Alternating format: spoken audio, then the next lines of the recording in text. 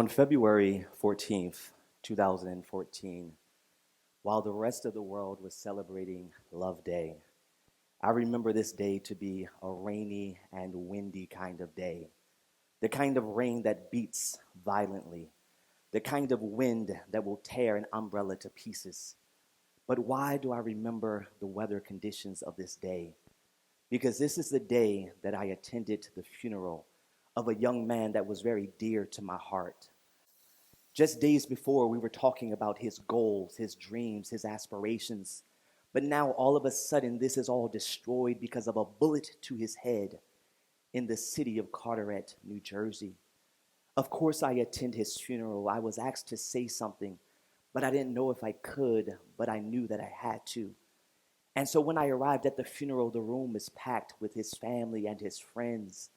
And so I make my way around the room to view pictures of him, transitioning from a toddler to an adolescent to his teenage years. But then there are no more pictures to convey what he might become, because now his 16-year-old body is lying in a casket in front of that room. I see his mom from afar off, and she's standing at the casket to say hello to all those that came to say goodbye to her son. And when I saw this, I said in myself, I said, wow, what a strong Black woman. And so I finally make my way to the casket, and I go to console his mom, to encourage her, to give her my condolences. And in that moment, she says something to me that sounded in my ears like fingernails screeching across a chalkboard. She said, I did not expect this so soon. I did not expect this so soon. I walked away from that casket angry. How could she say such a thing? How could she ever expect this tragedy? This bothered me for days and for weeks until I finally realized that she didn't say this because she's a bad mother, but she said this because this was her regular, her ordinary, her day-to-day, her unfortunate norm. And the problem is, when things become normal, they become accepted. And when things become accepted, they become expected. She said, I did not expect this so soon. But this is not my first time hearing this course of thought. As a juvenile justice professional, I've sat in conference rooms and in courtrooms, and I've heard the negative rhetoric flung at our Black and brown kids. I've heard the incredibly low expectations regarding their potential, their abilities, and ultimately their destinies. And so when I had heard more than I could stand, I said, I will not be part of a system that traps our kids into a downward spiral. Don't get me wrong. There are some that care, and I mean genuinely care. But then there are some that are just there for the perks and the paychecks. And so I said, I'll advocate for young people in the educational realm, where people are standing much taller for our kids, where the expectations are certainly much greater. But boy, was I naive. I thought that every teacher, every principal, every guidance counselor was there for the right reasons. Until one day, I walked into an inner city school, and I proceeded to the guidance counselor's office. I was excited because I had a college opportunity to offer these students, and I knew that everyone would be excited along with me. And so I began to eagerly explain this program to the guidance counselor and all the benefits it would offer her students for years to come. The guidance counselor, she allowed me to talk, but she had a blank stare on her face that I just couldn't figure out. And so I continued to talk some more. I said, the students don't have to pay for anything. I said, it's free 99. And who doesn't like free? But this doesn't seem to amaze or to excite the guidance counselor at all. And so finally, in all of my zeal and all of my passion and all of my exuberance, she interrupts me and she says, but why are you here? And so I say it again. I'm here because I have a wonderful college opportunity to offer these students. I said they'll be the first in their families to go to college. I said, how amazing is that? I said, I can't wait to meet them. I can't wait to meet their families.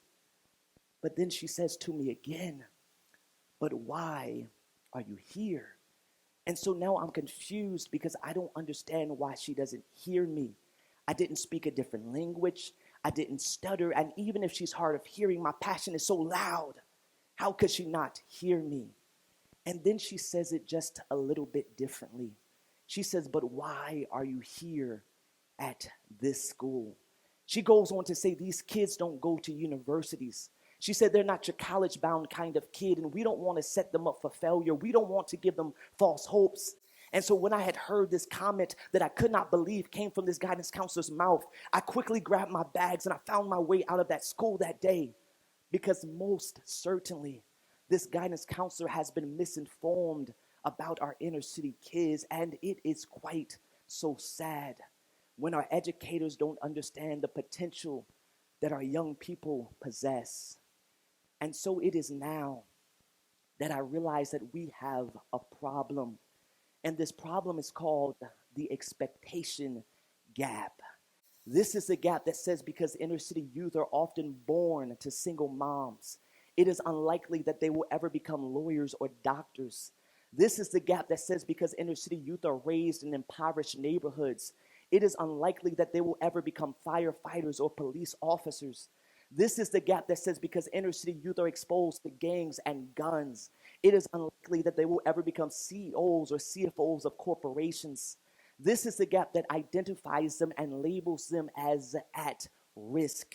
And so they grow up hearing that they are unlikely to succeed because after all, that's what at risk means.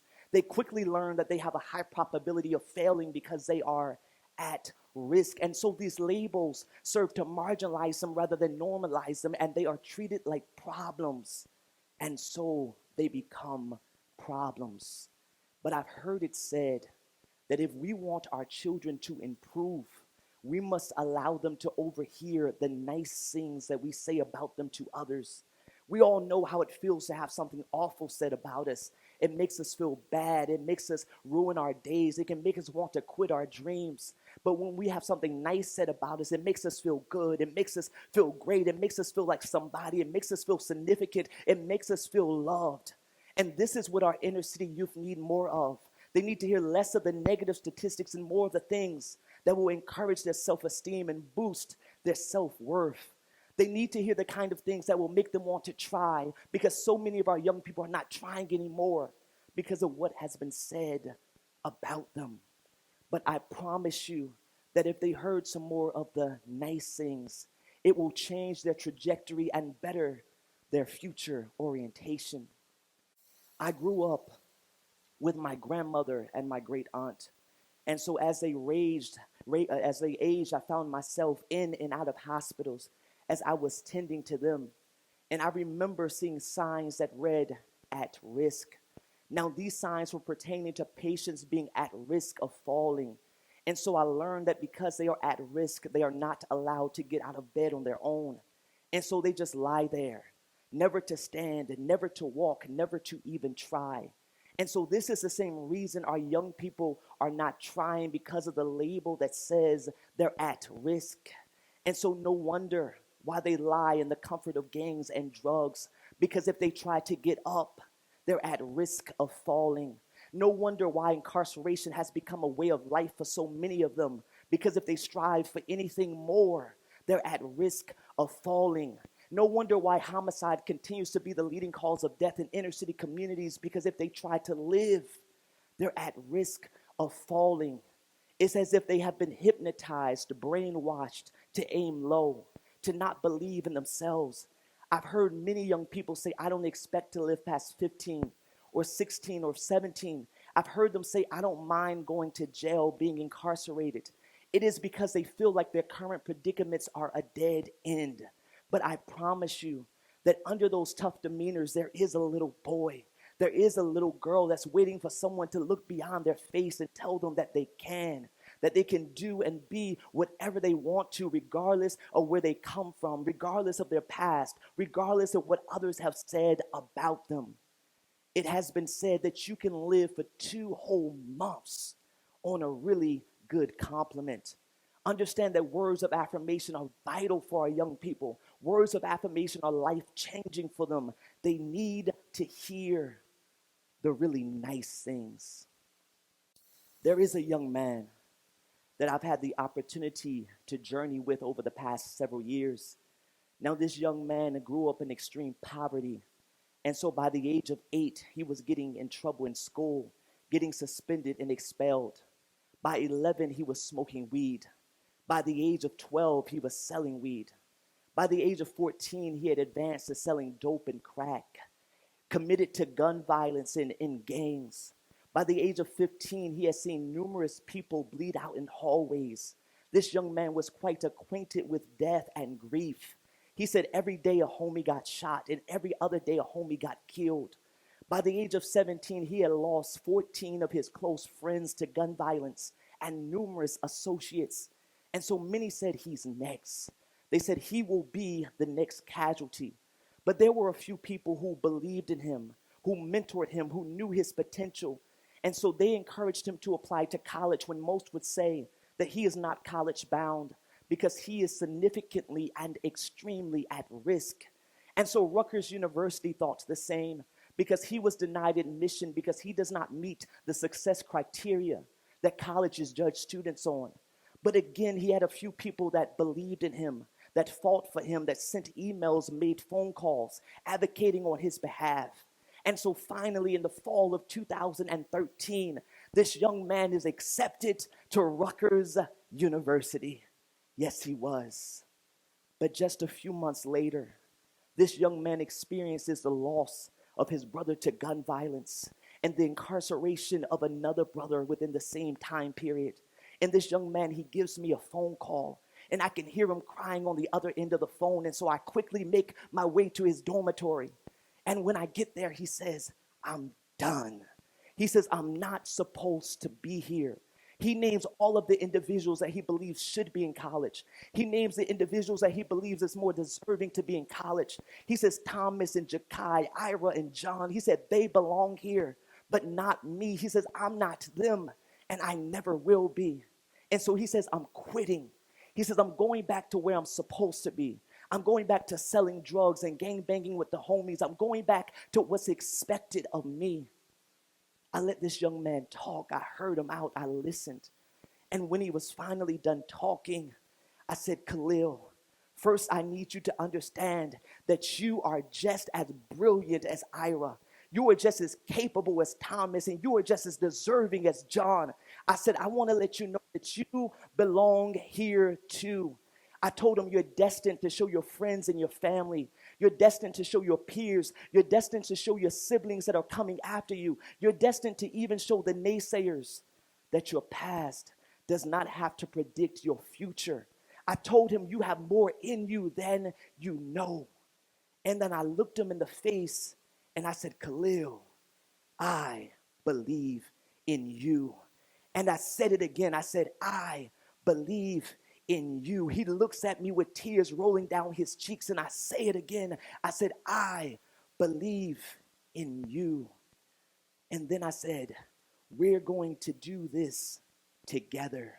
And so for the next days and weeks and months and years, I was there to make sure that this young man saw it through. And I am so proud to say that on May 15th, 2018, this young man graduated from Rutgers University. I'll never forget. He came up to me on the day of his graduation with the biggest and the brightest smile on his face. And he said, I just walked across that stage today because you believed in me. Expectation feeds destination. It has been said that children are likely to live up to what is believed of them. Magic Johnson says it like this: all kids need is a little help, a little hope, and someone who believes in them. Well, who's going to be that little help? Who's going to be that little hope? Who's going to be that someone who consistently, and I say consistently, believes in them? Who's going to help fix the world by making sure our inner city youth reach their fullest and their absolute potential? We are. Thank you.